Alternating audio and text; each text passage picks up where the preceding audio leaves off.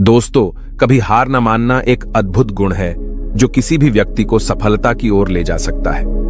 यह वह शक्ति है जो हमें चुनौतियों का सामना करने और अपने लक्ष्यों को प्राप्त करने में मदद करती है।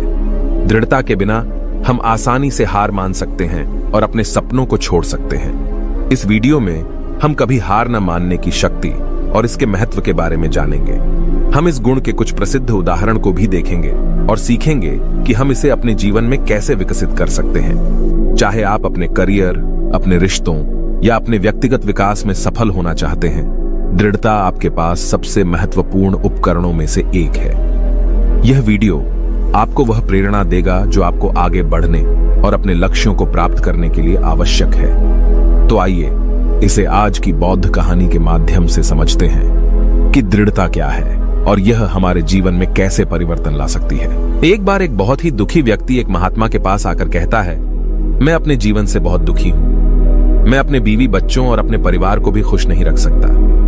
मैं अपने लिए भी कुछ नहीं कर पा रहा। कभी कभी तो मुझे अपनी जिंदगी को खत्म कर देने के भी ख्याल आते हैं। आप इतनी साधनाएं करते हैं, इतनी तपस्या करते हैं, क्या आप मुझे कोई ऐसा मार्ग बता सकते हैं जिससे मैं अपने बुरे वक्त से बाहर आ सकूं? मेरा बहुत बुरा समय चल रहा है।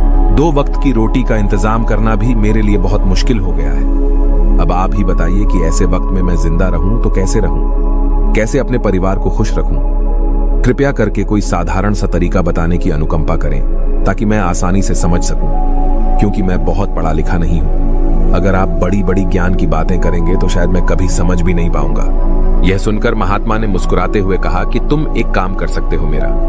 उसने सामने की तरफ इशारा करते हुए कहा कि उस ऊंची पहाड़ी पर एक मंदिर है और उस मंदिर के पास चींटियों का एक घर है जहां पर हजारों चींटियां रहती हैं। तुम्हें सुनने में बड़ा अजीब लगेगा, लेकिन वह चींटियां उस मंदिर की जमीन को खराब कर देती हैं। उस मिट्टी की उपजाऊ शक्ति वह खत्म कर देती है, जिसके कारण वहां पर कोई भी पेड़ या कोई भी घास पनप नहीं पाती है। तुम मेरा एक काम करो, उसके बाद मैं तुम्हें तुम्हारे सवालों के जवाब दूंगा।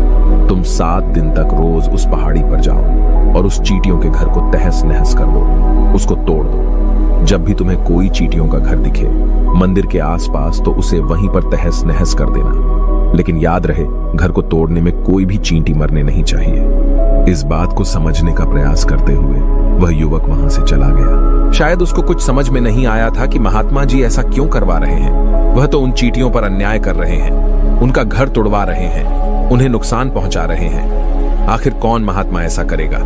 लेकिन फिर भी उस महात्मा की बात मानते हुए वह अगले दिन से ही पहाड़ी पर जाना शुरू कर देता है। जब वह पहले दिन पहाड़ी पर पहुंचता है तो देखता है कि बहुत सारी चींटियां अपना खाना जुटाने में लगी हुई हैं। सारी चींटियां कतार से चल रही थीं और अनाज के छोटे छोटे कण उठाकर अपने घर में जमा करती जा रही थी। ये देखकर पहले तो उस युवक का मन कमजोर पड़ गया।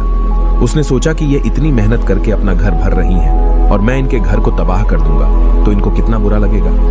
लेकिन फिर उसने उस महात्मा की बात याद करते हुए उस घर को तोड़ना शुरू कर दिया। जल्द ही चींटियों में हाहाकार मच गया।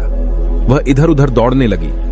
अभी तक जो कतार में चल रही थी, अब वह बिखर गई और इधर उधर अपनी जान बचाने के लिए भागने लगी। थोड़ी देर में घर टूट गया और सारी चींटियां इधर उधर छुपने के लिए भाग चुकी थी। यह करने के बाद वह युवक दुखी मन से वापस अपने घर पर लौट आया। उसका मन परेशान था, दुखी था, पश्चाताप से भरा हुआ था। फिर उसने अपने बिस्तर में रात में लेटे लेटे ही सोचा कि अब तो उन चींटियों का घर तबाह हो चुका है। अब वहां वापस जाने से क्या प्रयोजन है?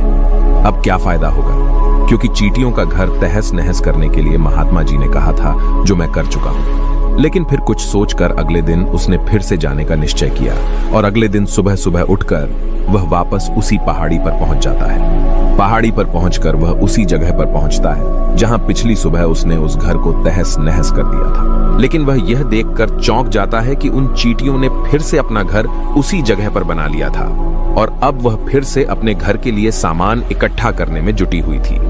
उस आदमी को देखकर लगा कि यह चींटियां कितनी मूर्ख हैं। इनको पता है कि कल ही इनका घर इसी जगह पर तबाह किया गया है और उसी जगह पर उन्होंने अपना नया घर भी बना लिया।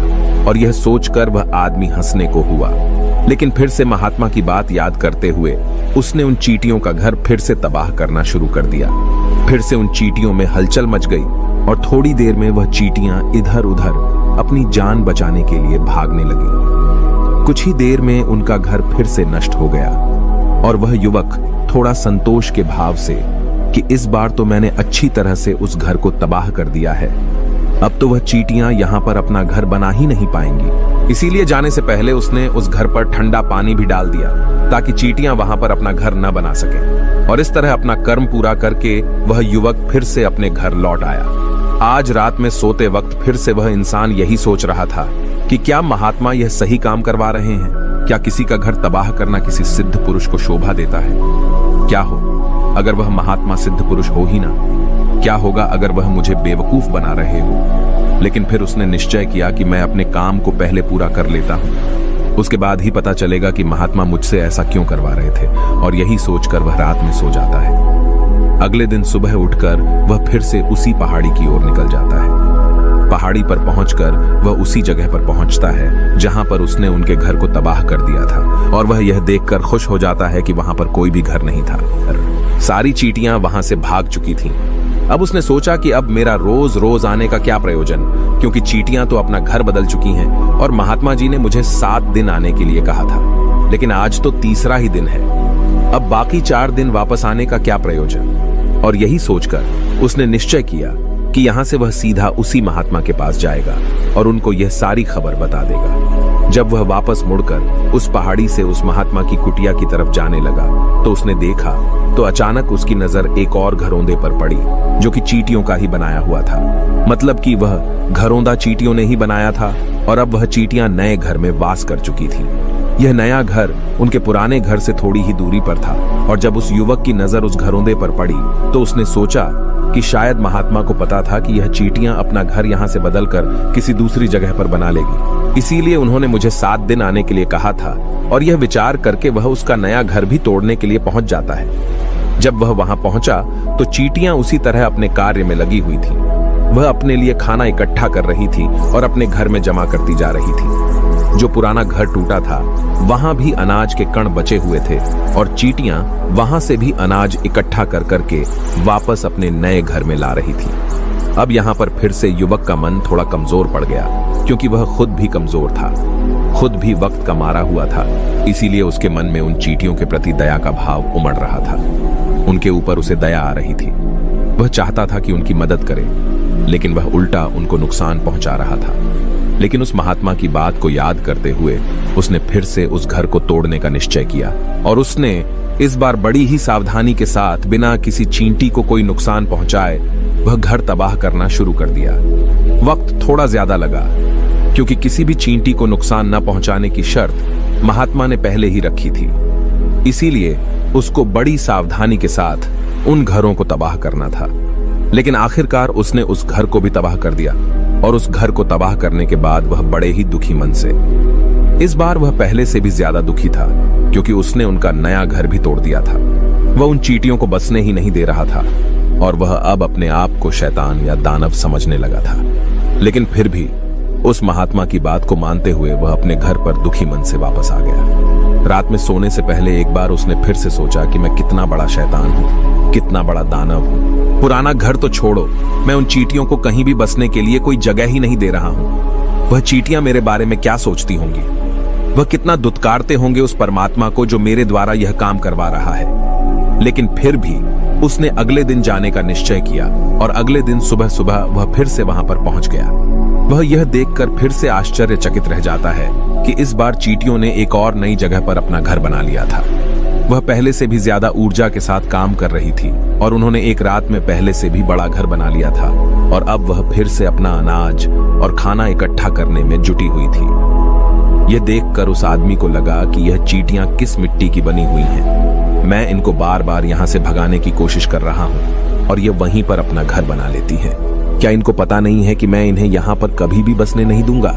यह चींटी है, दिखने में इतनी छोटी है, लेकिन फिर भी यह मुझसे हार नहीं मान रही है। बड़े ताज्जुब की बात है। और इस बार उसने गुस्से में उस घर को तहस नहस करना शुरू कर दिया। लेकिन इस बार तहस नहस करते हुए कुछ चींटियां वहीं पर मर गईं। उसके पैरों तले कुचल दी गई। कुचलने के बाद जब वह अपने अहंकार से बाहर आया तो उसने देखा कि गुस्से में उसने उन चींटियों को कितनी क्षति पहुंचा दी है। उसका मन पश्चाताप से भर गया और वह रोता हुआ अपने घर की तरफ बढ़ गया। रात में सोते वक्त उसने सोचा कि मैं उन चींटियों पर बहुत ज्यादा अत्याचार कर रहा हूं, अब इससे ज्यादा अत्याचार मैं नहीं कर पाऊंगा। और यही सोचकर वह अगले दिन उन चींटियों के लिए अपने घर से थोड़ा आटा लेकर उसी पहाड़ी पर पहुंच जाता है। आज उसके मन में उन चींटियों के प्रति श्रद्धा का भाव था, दया का भाव था। आज वह उनकी मदद करना चाहता था। और जब वह वहां पर पहुंचा तो चींटियां फिर से अपने नए घर को बनाने में जुटी हुई थी। उसने बड़ी ही दया के साथ उन चींटियों को अपना लाया हुआ आटा खिलाया और अगले 3 दिनों तक वह ऐसा ही करता रहा। जो इंसान पिछले 4 दिनों से चींटियों को नुकसान पहुंचा रहा था, अब वही इंसान उन्हें मदद कर रहा था। वह रोज सुबह जाता और उन चींटियों को अपने हाथों से आटा खिलाता। 7 दिन के बाद वह युवक उस महात्मा के पास पहुंचकर हाथ जोड़कर बोलता है कि हे महात्मा जी, मुझे माफ कर देना। मैंने उन चींटियों का घर तबाह करने के लिए बहुत कोशिश की। मैंने उनका घर तबाह किया भी। 1 बार नहीं, 4 बार मैंने उनका घर तोड़ा। उसके बाद मैं हिम्मत नहीं कर पाया, उनके घर को नहीं तोड़ पाया। मैं समझ सकता हूं कि मैंने आपका काम पूरा नहीं किया और इसके बदले आप मुझे वह तरीके भी नहीं बताएंगे जो कि मुझे मेरे बुरे समय से बाहर निकाल सकते हैं। लेकिन मुझे इसका कोई दुख नहीं है। मुझे लगता है कि मैंने जो किया वह सही किया, इसीलिए मैं आपसे आज्ञा लेकर वापस जा रहा हूं। कृपया मुझे वापस अपने घर जाने की आज्ञा दीजिए। यह सुनकर उस महात्मा ने मुस्कुराते हुए कहा कि अरे बेटा, इतनी भी क्या जल्दी, रुको तो सही, जलपान तो कर लो, थोड़ी देर ठहर जाओ, उसके बाद चले जाना। और यह कहकर वह महात्मा उस युवक के लिए पानी लेकर आते हैं। पानी पिलाने के बाद महात्मा उस युवक से पूछते हैं कि तुम मुझे यह बताओ कि आखिर तुम उन चींटियों का घर तबाह क्यों नहीं कर सके। वह चींटियां तो छोटी छोटी हैं और तुम इतने विशाल हो, फिर भी तुम उन छोटी छोटी चींटियों का घर तबाह नहीं कर पाए। कहां है तुम्हारी शक्ति, तुम्हारा बाहुबल? इसका जवाब देते हुए उस युवक ने कहा कि हे गुरुवर, मैंने उन चींटियों का घर तबाह कर दिया था, बार बार किया था। एक बार तो अपने गुस्से में उन चींटियों को भी मैंने हानि पहुंचा दी थी, लेकिन जिस दिन मैंने उनको हानि पहुंचाई उसी दिन मेरे को लगा कि मैं उनको क्यों हानि पहुंचा रहा हूं, क्यों इनको इतनी तकलीफ दे रहा हूं। और उसी दिन से मैंने उनको नुकसान पहुंचाने की बजाय उनकी सहायता करनी शुरू कर दी। यह सुनकर उस महात्मा ने कहा कि यही तो सीखने की बात है। एक छोटी सी चींटी हमें जीवन का संदेश दे जाती है। मैंने तुम्हें उन चींटियों का घर तबाह करने के लिए नहीं भेजा था, मैंने तुम्हें भेजा था ताकि तुम उन चींटियों से कुछ सीख ले सको। तुम्हें क्या सीख मिली उन चींटियों से, क्या मुझे बता सकते हो?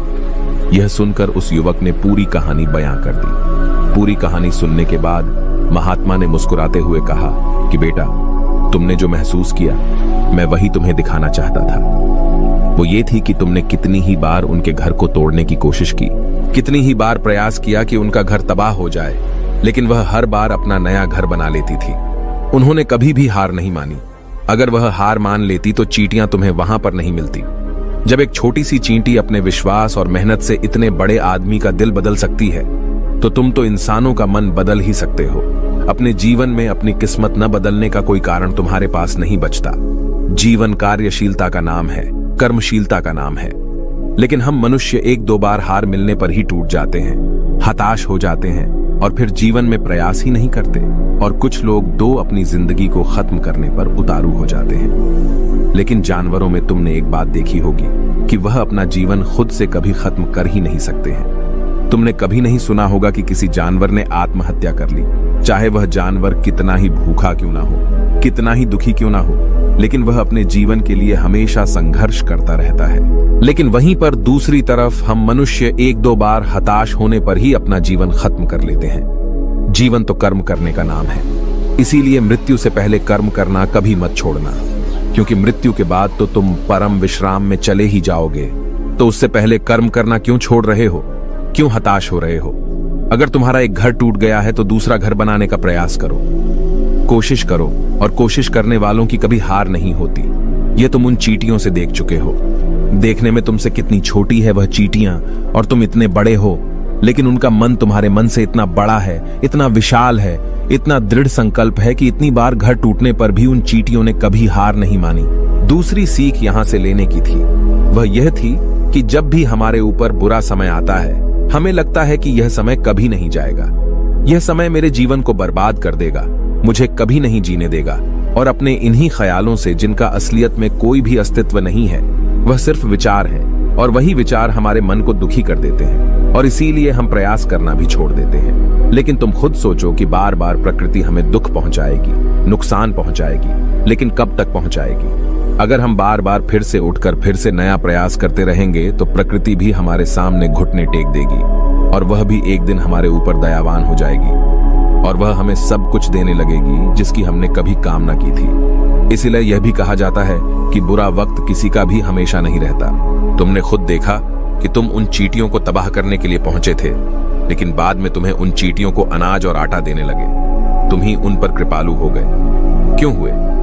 क्योंकि तुमने देखा कि वह चींटियां हार ही नहीं मान रही है। इसी तरह अगर तुम भी अपने जीवन में कभी हार नहीं मानोगे तो एक न एक दिन ये प्रकृति तुम्हें वह सब कुछ देगी जो तुम अपने जीवन में पाना चाहते थे। इसीलिए हमेशा याद रखना, हमें बिना रुके बिना थके और बिना परिणाम की चिंता के बस कार्य करते जाना है। और दूसरा यह कि एक न एक दिन प्रकृति तुम्हारे उस कर्म का परिणाम तुम्हें जरूर देगी। तो दोस्तों, कैसी लगी आपको यह कहानी? आप हमें कमेंट सेक्शन में जरूर बताना और अच्छी लगी हो तो इस चैनल को सब्सक्राइब जरूर कर लेना। तो चलिए मिलते हैं ऐसी ही कोई नई कहानी में कोई नए मैसेज के साथ। तब तक के लिए अपना ख्याल रखें। धन्यवाद। नमो बुद्धाय।